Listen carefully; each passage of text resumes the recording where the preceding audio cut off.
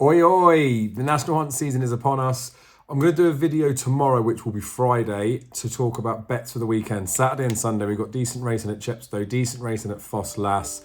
Obviously, we've got the season opener starting Friday, so tomorrow, when I'll be putting this video out. Today's Thursday, if you didn't already know that. I'm going to put a link below. I've done a write-up for the card. So there's runner by runner for most of the races. There's a couple of races that are just summaries.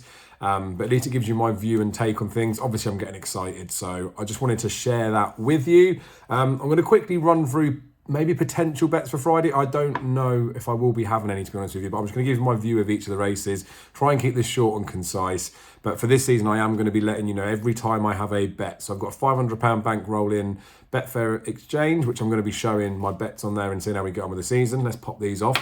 I've got a couple of quid in Bet365 as well, an account that I can still use from youthful losses. But we're just going to quickly skim through just a view on each of the races to talk about the bets. As I say, there's nothing that I massively want in there. The 1 o'clock Novices Chase, only a 3-runner race. Flash Collonge is one that of the 3 that I'm probably most excited about in there. Does need to prove that he's a capable horse to go and do bits, but was highly tried, I think, last season. Second season novice, so I quite like that.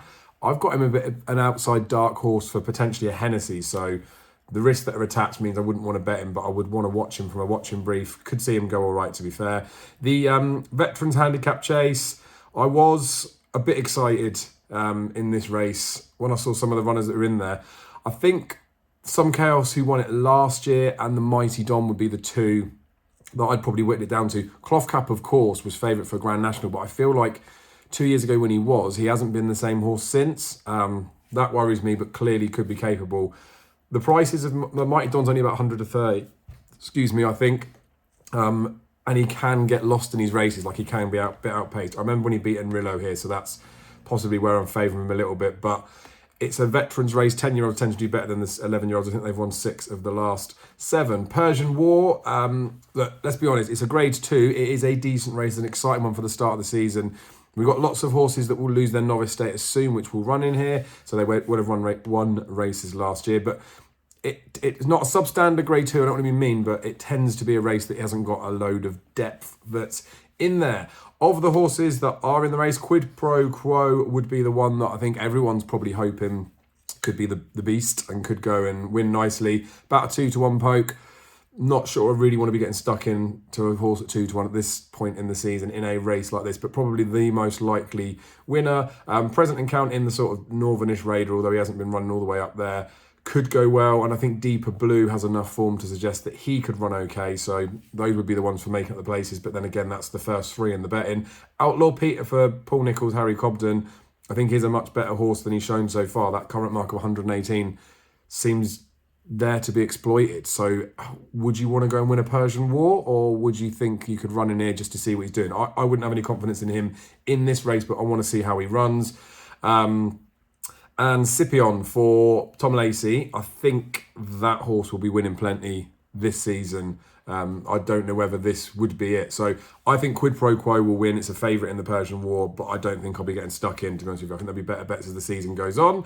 Then there's a Novices Hurdle, which I've only done a summary for. There's not every runner in this one. Hugo's new horse is, I think it's a half to Black Corton, and Collector's Item is related to Royal Kahala, I think.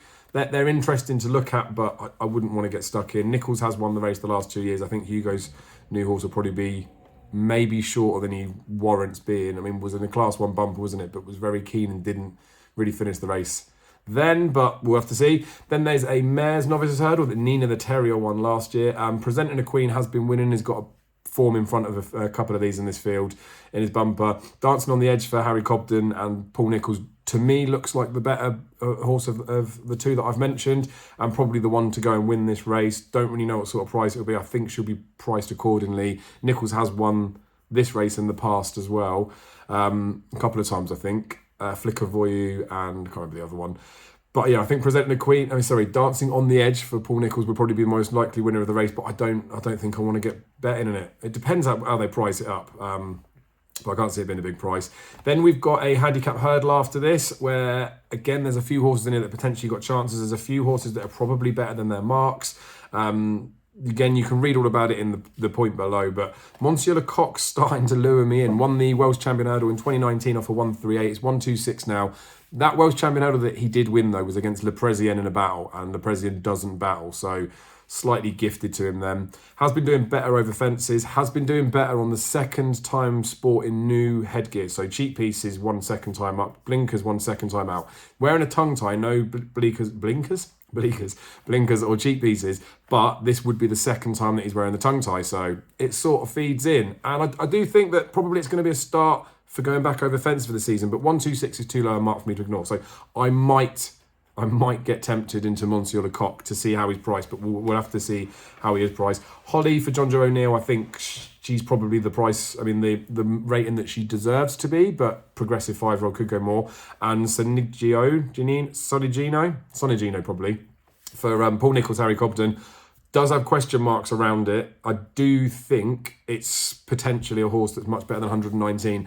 The race that it ran on its first run, which was a Class 1, I think it might have been back at Haydock, was Barrichello won the race, and then Haute Estime was in behind. They're both rated mid-130s now, so I do think that horse is much better than its mark. Could go well in this, and it obviously is a handicap, so would be probably the most likely winner in there. Nina the Terrier is solid. Like, it's a solid enough race. Not really one to be getting stuck into. Monsieur Lecoq could tempt me if the price was too big. If not, Sonigino would be the other one, I think. But yeah, probably not having a bet in it. And then there's a conditional jockey's handicap chase the last race. I put up powerful position last year, didn't I? Me and Darren made a case at a massive price. Got backed into 9-2 favourite. Was well beaten. Is now £25 higher. I was right, but I was so wrong.